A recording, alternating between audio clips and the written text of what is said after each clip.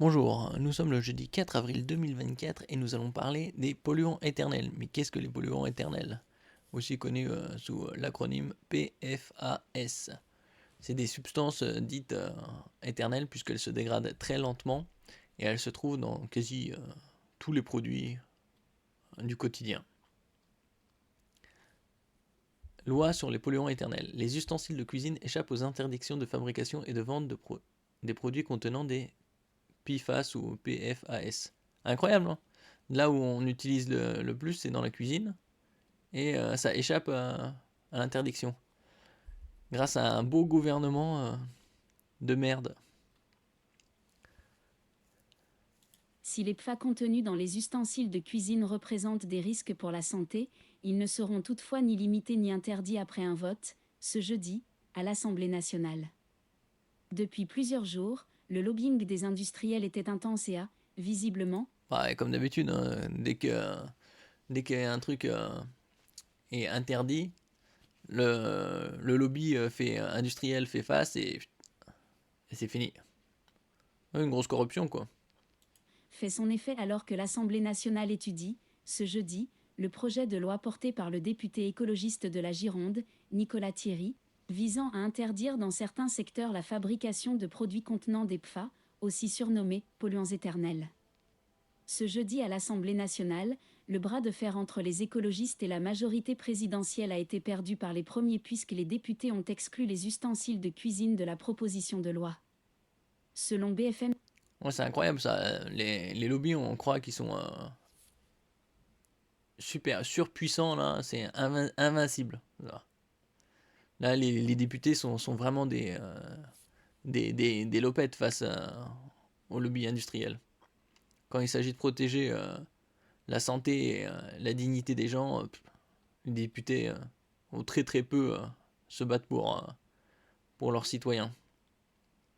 TV, les députés ont écarté de la loi les ustensiles de cuisine conformément aux demandes des industriels du secteur qui avaient agité le chiffon rouge des pertes d'emplois que cette loi allait provoquer. La majorité Oui, enfin, des pertes de l'emploi face à des milliers, des millions de personnes malades qui auront un potentiel d'avoir un cancer beaucoup plus élevé. Ouais. Comme s'ils ne pouvaient pas fabriquer des ustensiles beaucoup plus respectueux de la santé des gens et de l'environnement. et les écologistes n'ont pas réussi à s'entendre sur la date de l'interdiction. La majorité plaidait pour 2030, les écologistes ne voulaient pas aller au-delà de 2027. Finalement, alliée aux Républicains et au Rassemblement national, la majorité l'a emporté et a cédé au lobbying de SEB, au détriment de la santé des Français. C'est une honte, réagissaient les députés écologistes. Vous avez fait gagner du temps à une industrie au détriment de la santé des Français. Mobilisation des industriels. Ces derniers jours, Là, on est là. Mais je veux quand même revenir sur le vote qui vient d'avoir lieu, qui a supprimé l'interdiction des PFAS dans les ustensiles de cuisine. Parce qu'en fait, ce vote n'est pas anodin. Nous avons tous grandi avec cette consigne qui était « Attention, ne gratte pas avec la fourchette la poêle ». Pourquoi? Parce qu'il y avait du PFOA. Qu'est-ce qu'il y a aujourd'hui? Il y a du PTFE. Et qu'est-ce qu'on retrouve dans les rejets de l'usine de Remilly de Tefal? Aujourd'hui encore, on retrouve du PFOA. Parce qu'en fait, ce que vous appelez quelque chose de sûr ne l'est pas. Il n'y a aucun consensus scientifique qui dit qu'aujourd'hui c'est sûr. Donc en fait, ce que vous venez de faire, c'est encore de faire gagner du temps à une industrie au détriment de la santé des Français. Nous le redisons, ce texte, c'est industrie et santé. La vérité, c'est que c'est vous qui avez fait une hiérarchie en faisant passer l'industrie avant la santé. Les seuls qui aujourd'hui garantissent et l'industrie et la santé, ce sont les députés écologistes et ce sont les députés de gauche. Et oui, utilisez toujours des ustensiles en bois avec vos poêles.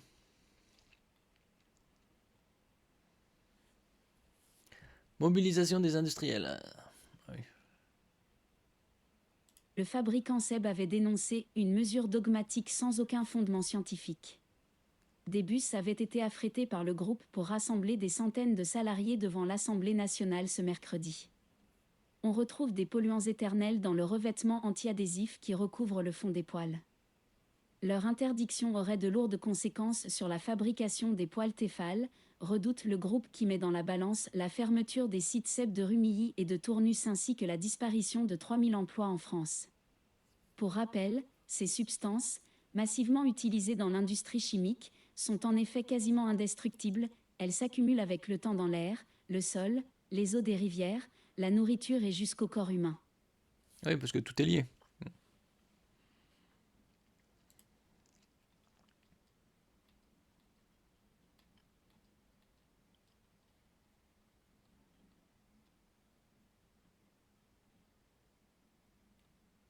Polluant éternel PFAS, face à une proposition de loi écologiste, le gouvernement dégaine son plan. Ouais, on voit de quel côté sont tous ces... enfin, une bonne partie des députés, des sénateurs et des politiciens.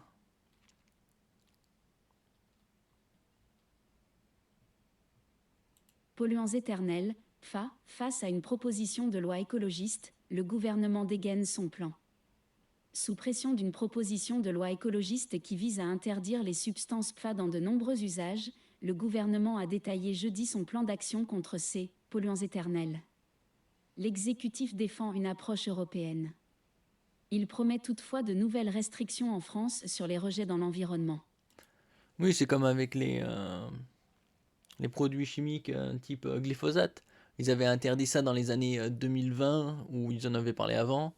Et après, les industriels leur avaient dit oui, mais vous savez, on a des stocks colossaux, il faut bien les écouler. Bon, alors les politiciens leur avaient dit bon, vous les écoulez, mais après, c'est interdit. C'est juste du super foutage de gueule, quoi. Il n'y a rien d'autre à dire. Article publié le jeudi 4 avril 2024 à 7h23 et mis à jour à 13h39. Une question de santé publique. Le gouvernement a présenté ce jeudi son plan pour lutter contre les substances PFA. Également appelés polluants éternels, ces derniers sont massivement utilisés dans des objets de la vie courante, comme les vêtements, les emballages, les ustensiles de cuisine ou encore les cosmétiques et qui peuvent se révéler toxiques. Autant dire dans absolument tout, hein, puisque les vêtements, emballages, ustensiles de cuisine, cosmétiques, c'est impossible d'y échapper.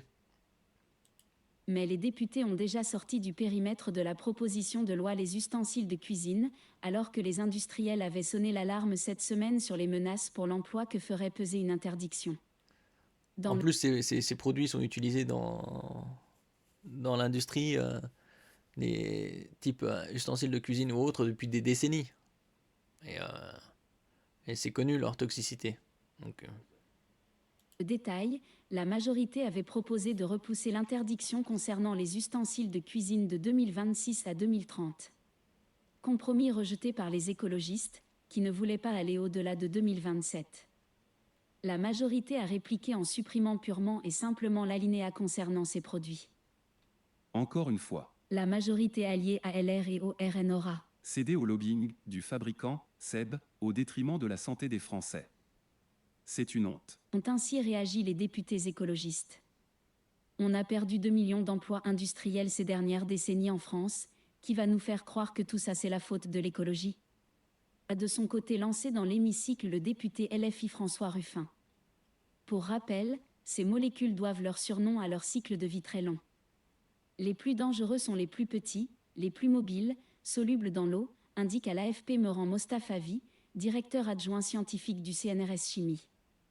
Pour l'expert, les PFA polymériques, inertes et stables, comme les produits utilisés pour les revêtements anti-adhésifs des poêles, ne sont pas problématiques en conditions normales d'utilisation. oui, en conditions normales d'utilisation, mais bon, c'est comme je dis, il faut utiliser absolument des ustensiles en bois avec les poêles, pour éviter que ce soit endommagé et justement que ça finisse dans la nourriture.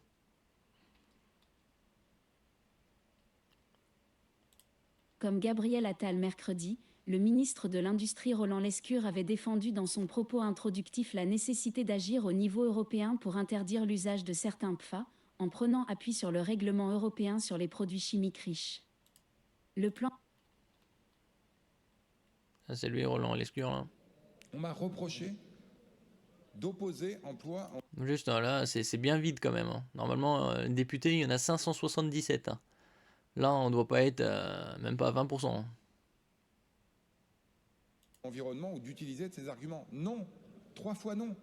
On ne sacrifiera pas la santé des Françaises et des Français sur des produits dans la dangerosité. Non, non, c'est pas ce que je dis, monsieur le député. On ne sacrifiera pas la santé des Français pour préserver de l'emploi, à condition évidemment qu'on parle de produits qui sont dangereux, sur des produits sur lesquels on n'a pas la connaissance et sur lesquels un certain nombre d'études montrent qu'ils sont probablement non dangereux.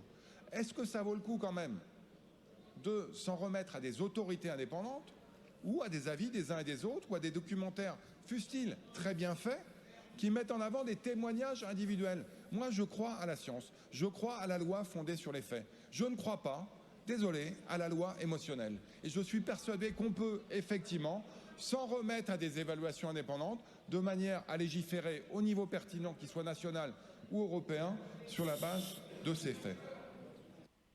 Oui, c'est comme l'utilisation de l'amiante. C'était connu depuis très longtemps que que c'était dangereux et pourtant ils l'ont quand même utilisé. Après, après ils l'ont retiré à un moment et ça n'a pas empêché des dizaines et des dizaines de milliers de personnes de mourir prématurément à cause de l'amiante. De l'exécutif s'appuie sur la puissance d'analyse scientifique de l'Agence européenne des produits chimiques, ECHA, pour établir le plus rapidement possible des interdictions ciblées des PFAS qui seront identifiées comme toxiques, à l'échelle pertinente et efficace, celle du marché unique, avait expliqué le ministre délégué chargé de l'Industrie et de l'Énergie, Roland Lescure, dans une déclaration transmise à l'AFP plus tôt dans la matinée. C'est en revanche le niveau national qui est le plus efficace pour réduire rapidement les rejets de PFAS dans notre environnement, dépolluer nos écosystèmes, assurer la qualité de l'eau potable, poursuit le ministre. C'est un plan d'action, piloté par le ministère de la Santé et par celui de la Transition écologique, mais impliquant aussi ceux de l'Intérieur, des Finances et des Armées, qui succède à un plan de diagnostic, présenté en janvier 2023, résume-t-on dans l'entourage de Roland Lescure. Oui, ils nous font, ils nous mettent plein de produits sur le marché sans vraiment les tester jusqu'au bout. Où ils disent, oh, il y a un risque, oui, mais il est minime et on verra après. C'est comme avec leur picouse, hein. C'était pareil. Ah, il faut tout de suite le produire en masse. Oui, tous les tests ont été faits. Oui, non, non, ça prend des années, mais non. Hein, on balance et puis on verra. Ce plan en 5 axes, consulté par l'AFP, prévoit notamment d'élargir ce diagnostic en améliorant les méthodologies de mesure notamment dans les milieux, eau, air et sol, mais également dans les denrées alimentaires, les matériaux au contact de ces denrées et les biens de consommation, compte tenu des risques toxiques pour la santé humaine. Une campagne nationale exploratoire des PFAS dans les eaux à destination de la consommation humaine est aussi annoncée. Surtout, face aux appels à accélérer le calendrier d'interdiction des PFAS, le gouvernement défend sa stratégie européenne.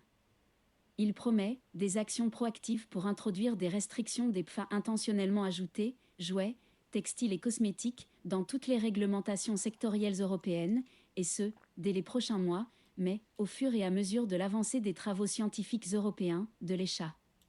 Oui, ça, ils auraient pu faire ça, prévenir bien avant, parce qu'ils étaient déjà au courant d'une bonne partie que tous ces produits chimiques, de base, la chimie, en grande partie, c'est toxique. Donc, ils auraient pu faire des règlements, mais ils ont dit, oh, mais non, il faut préserver l'emploi, c'est le plus important. Mais non, tout ça, c'était un ramassis de conneries, hein. C'est parce qu'ils touchaient leurs petits billets. Une bonne partie sont bien corrompus, ils appellent ça du lobby, mais c'est de la corruption, c'est juste un autre mot. C'est comme le scandale avec les lots contaminés de l'autre multinationale suisse, là, Nestlé. Ça aussi, ils étaient tous au courant, mais ils ont laissé faire. Et donc, à quel moment les politiciens rendent des comptes, hein? On portera ces interdictions sans attendre que l'ECHA rende sa copie définitive, explique-t-on au cabinet du ministre de l'Industrie, citant en exemple la victoire française obtenue par l'interdiction des PFAS dans les emballages, dans un compromis de mars qui doit encore être confirmé par les 27 et le Parlement européen. Ainsi, la préfecture du Rhône a confirmé lundi la présence de taux élevés de PFAS dans des œufs prélevés près d'usines chimiques au sud de Lyon, élargissant le secteur où elle recommande de ne pas en consommer. Ces résultats ont conduit la préfecture à maintenir ses recommandations de ne pas consommer d'œufs et de viande des volailles des poulaillers appartenant à des particuliers sur 4 communes. Au niveau national, le plan prévoit aussi d'accélérer la production de valeurs toxicologiques de référence, VTR, et la fixation de valeurs limites d'émission, VLE, qui pourrait ouvrir la voie à des arrêtés préfectoraux immédiats en cas de rejet excessif constaté. Alors, le problème, c'est que les usines chimiques, il y en a partout, et donc, comme elles sont partout proches des eaux et de l'environnement, tout est pollué, hein, plus ou moins, hein. Il faudrait vraiment vivre à l'écart de tout, surtout des grandes villes, pour le subir le moins possible, cette pollution. La fixation de limites acceptables promet toutefois d'être âprement débattue, les PFAS étant jugés potentiellement nocifs même à très faible dose. Dans les faits, l'exécutif réagit à une proposition de loi portée par le groupe écologiste. Celle-ci vise à restreindre drastiquement l'usage des PFAS. Au micro de RTL, ce jeudi matin, le député écologiste NUP d'Indre-et-Loire, Charles Fournier, a énuméré les risques sur la santé. 100% des Français ont des PFAS dans le corps. Les risques pour la santé sont nombreux, des problématiques de cancer, de fertilité, d'obésité, d'abaissement de protection immunitaire. Polluants éternels, les PFAS dans le viseur des députés. Et c'est connu depuis le siècle dernier, 100% des Français ont des PFAS dans le corps. @Fournierelv, député ELV d'Indre-et-Loire, invité de @Olivierbois dans #RTLmatin pic.twitter.com/8jnp9hbovl RTL France, @RTL France, April 4, 2024. Le parlementaire est favorable à la mise en place du principe pollueur-payeur pour que les industriels qui ont participé à cette pollution paient la dépollution. Oui, Avec AFP. ça c'est normal qu'il y ait de pollueurs-payeurs, mais aussi il faut prévenir à l'avenir, hein, et pas attendre qu'ils le fassent et ils vont faire des méga bénéfices, ils vont payer un peu pour dépolluer, et, ils auront déjà engrangé pas mal de thunes. Toute cette course à l'industrialisation, à la surproduction, ça pollue l'environnement et on se retrouve avec un monde merdique. Comme ils disent là, dans 100% des Français ont des FA dans le corps. Oui, c'est après plus ou moins haute dose.